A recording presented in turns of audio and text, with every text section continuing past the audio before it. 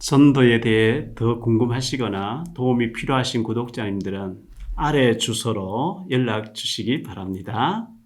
사랑하고 존경하는 미자리교회 목사님과 사모님, 그리고 전도하고 싶어 하시는 사명자 여러분, 안녕하십니까? 박용배 TV의 박용배 목사입니다. 오늘은 제가 이 짐승들을 보라 하는 말씀으로 말씀을 전하려고 합니다. 예수님 마태복음 3장 9절에서 이렇게 말씀하셨습니다. 속으로 아브라함이 우리 조상이라고 생각하지 말라. 내가 너희에게 이르노니 하나님이 능히 이 돌들로도 아브라함 자손이 되게 하시리라고 하셨습니다. 돌 같은 사람도 아브라함의 자손을 되게 하신다는 말씀입니다.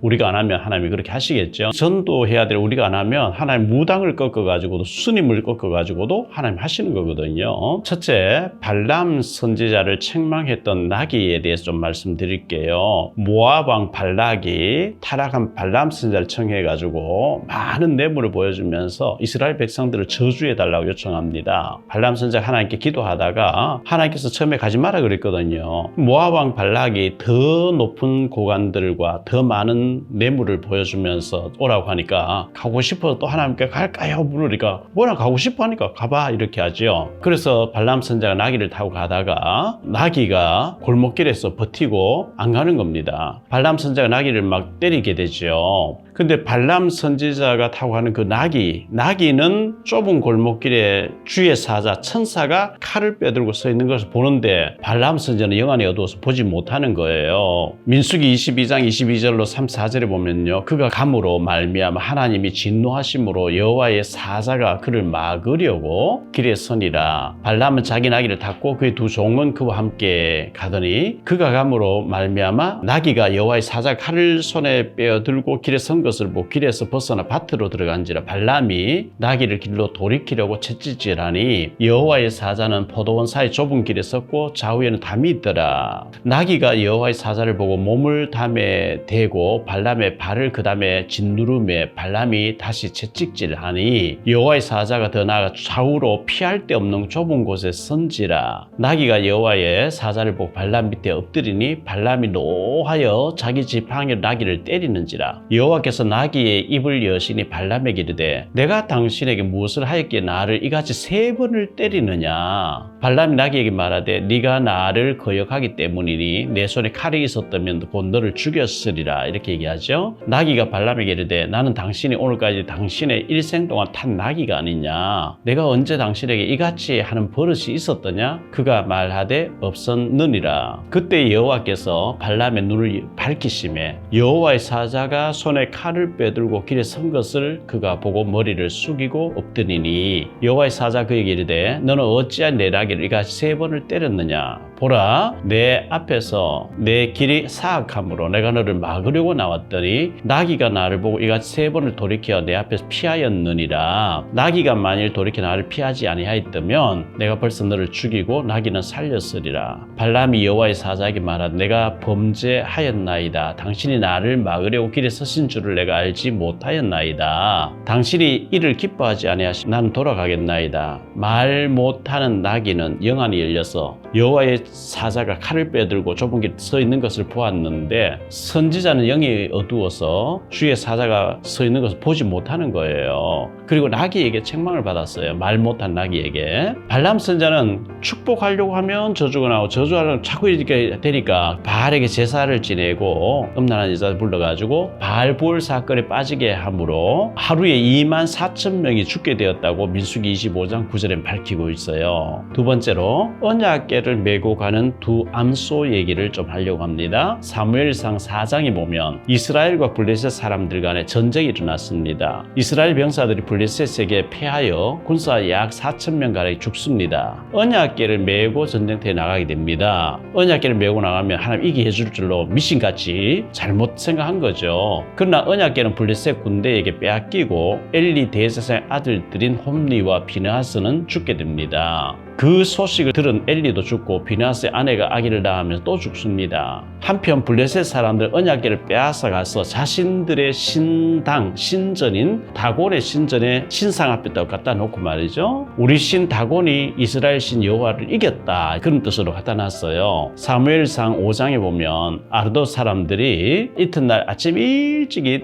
다곤 신전에 들어가 보니까 다곤 신상이 여호와 궤 앞에 이렇게 엎드려져 있는 겁니다. 그들이 억지로 그걸 세웠겠죠. 세워두었는데 그 다음날 새벽에 또 들어가 보니까 이번에는 그 다곤 신상이 잘려져 있는 겁니다. 머리 부분 잘려져 있고 손발 부분 잘려져 있고 몸뚱아리만 남아 있어요. 그날부터 아스돗 사람들에게 독한 종기의 재앙이 임하기 시작합니다. 아스돗 사람들이 그 궤를 에그론으로 보내니까 에그론 사람들 부르짖죠. 왜 우리에게 이 여호와의 궤를 보내가지고 우리를 다 죽이려고 하느냐고 막 부르짖었습니다. 사무엘상 6장에 보면 블레셋 제사장들과 복술자들이 의논한 결과 이스라엘의 여호와의 궤를 이스라엘을 돌려보내야 이 재앙이 그칠 것이라고 의논 합의를 보게 됩니다. 궤를 돌려보내는데 그냥 돌려보내면 안 되고 블레셋 사람들의 방백들의 수요대로 금독종 5개와 금지 5마리를 수레에 실어서 보내야 된다. 한 번도 짐을 실어보지 않은 새 수레에다가 젖나는 암소 2마리를 새끼를 떨어뜨려 놓고 수레를 메워놓고 누가 이끌지도 아니하는데 이 암소들이 언약궤를 실은 그 소가 이스라엘 경내로 넘어가면은 이것은 하나님 내린 재앙이고 그렇지 않으면 우연히 만난 재앙이라고 결론 내리고 실어 보냅니다. 그런데 언약궤를 실어서 보내니까요, 암소 2마리가 눈물을 흘리면서 대로로 가면서 치우치지 아니하고 이스라엘 경내로 해서 넘어가게 된 겁니다. 언약궤가 이스라엘로 넘어가고 나니까 하나님 재앙을 딱 그치게 해버립니다. 워낙 복음을 전해야 되는데 블레셋에서 복음을 안 전하니까 하나님 언약궤를 집어넣었다가 언약궤가 돌아오게 하면서 하나님의 방법으로 블레셋의 선교, 하나님 살아계시다, 하나님만이 참 신이라는 것을 지금 선교하고 계시는 겁니다. 사무엘상 6장 10절로 12절에 그 사람들이 그같이 하여 젖나는 소 2를 끌어다가 수레를 메우고 송아지들을 집에 가두고 여호와의 궤와 및 금지와 그들의 독종의 형상을 담은 상자를 수레 위에 실으니 암소가 베세메스 길로 바로 행하여 대로로 가며 갈 때에 울고 좌우로 치우치지 아니하였고 블레셋 방백들은 베세메스 경계선까지 따라갔다, 이렇게 말씀하고 있죠. 언약궤를 맨 2마리의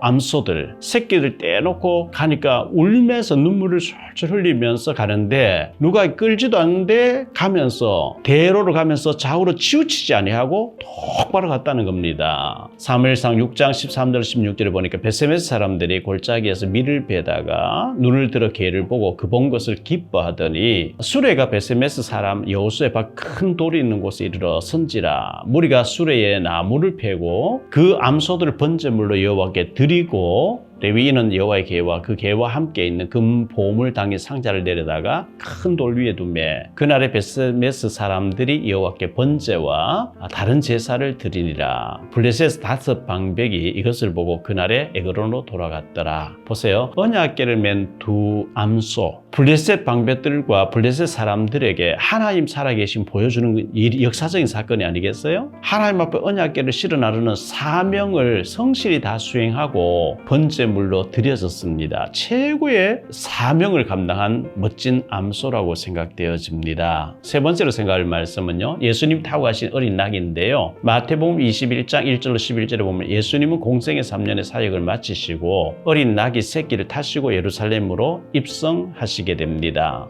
스가랴서 9장 9절에 시온에 따라 크게 기뻐할지어다, 예루살렘에 따라 즐거이 부를지어다. 보라, 내 왕이 네게 임하였나니 그는 공의로우시며 구원을 베푸시며 겸손하여서 나귀를 타시나니 나귀의 작은 거고 새끼 낙이니라. 스가랴 선지자를 통하여 미리 예언되어졌던 하나님의 말씀의 성취로 예수님께서는 어린 나귀 새끼를 타시고 예루살렘 성으로 입성하셨던 것입니다. 전쟁에서 전쟁에서 승리하고 개선하는 이 세상 임금이 말을 타고 정복자로 나타나는 것과는 전혀 다르게 예수님 어린 나귀 새끼를 타셨는데 겸손하여서 어린 나귀 새끼를 타셨다고 성경 기록하고 있습니다. 사람들은 겉옷을 길에 펴기도 하고 나뭇가지를 꺾어서 흔들기도 하면서 호산나 호산나 다윗의 자손이여 찬송하리로다 주의 이름으로 오시니여 가장 높은 곳에서 호산나 하더라 이렇게 기록하고 있어요. 이 어린 나귀는 아직 어려서 한 번도 사람을 태워본 적이 없죠. 짐도 한 번도 실어본 적이 없는 그런 어린 나귀였다고 성경 기록하고 있거든요. 근데 예수님을 태우고 왔으니까 좀 힘들었겠지요. 한 번도 사람 태워보고 짐도 실어보지 않았던 나귀 새끼니까요. 사람들은 막 세상 임금이 지나갈 때 붉은 카펫 알듯이 자신들의 겉옷을 펴면서 종려나무가지 흔들면서 호산나 호산나 소리 지를 때에 이 호산나라 말은 지금 우리를 구원하소서 지금 우리를 구원하소서 그런 의미잖아요. 이때 나귀 새끼가 주제 파악을 하지 못하고 착각하면 곤란한 거죠. 이야 내가 이 나귀 비록 나귀지만 내가 대단한 나귀 모양이다. 사람들이 나를 이렇게 막 환영하네. 그건 대단한 착각이잖아요. 예수님이 타셨기 때문에 그 나귀가 환영을 받고 있는 거거든요. 예수님을 높이는 것이지 어린 나귀 새끼를 높이는 것이 결코 아니기 때문입니다. 오늘은 세 종류의 짐승에 관하여 말씀드렸습니다. 발람 선지자가 타고 가는 이 나귀.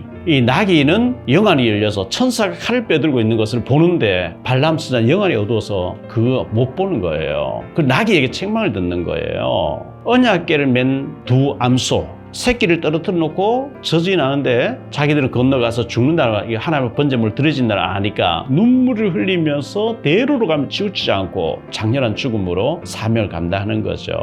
우상의 제물보다 사람들의 식용도 중요하지만 여호와께 희생 제물로 드려졌으니 최고의 암소가 된 것이 아니겠습니까? 예수님을 모시고 예루살렘으로 들어가면서 스가랴서를 통해서 미리 예언되어졌던 말씀에 성취면서 어린 나귀 새끼는 최고의 축복된 정말 예수님을 모시고 예루살렘으로 들어가는 그 중요한 일에 쓰임받은 나귀 새끼였습니다. 말 못하는 짐승들도 하나님 나라 일에 멋지게 쓰임받는다고 말씀드리면 우리가 하나님의 형상이고 하나님 자녀된 우리가 하나님 나라 일에 귀하게 쓰임받는 건 너무나 소중한 일이 아니겠습니까? 사도행전 1장 8절에 오직 성령이 너희에게 임하시면 너희가 권능을 받고 능력 있는 사람 되어지고 예루살렘과 온 유대와 사마리아와 땅끝까지 이르러 예수님을 전하는 내 증인이 되리라 이렇게 말씀하신 거거든요. 예수님이 그리스도로 오셨고 모든 인생들의 근본 문제인 사탄과 저주와 지옥 문제를 해결하신 그리스도, 그 예수님이 그리스도 되시는 일에 증인으로 쓰임받는 저와 여러분 다 되시기를 주 예수 그리스도 이름으로 축복합니다.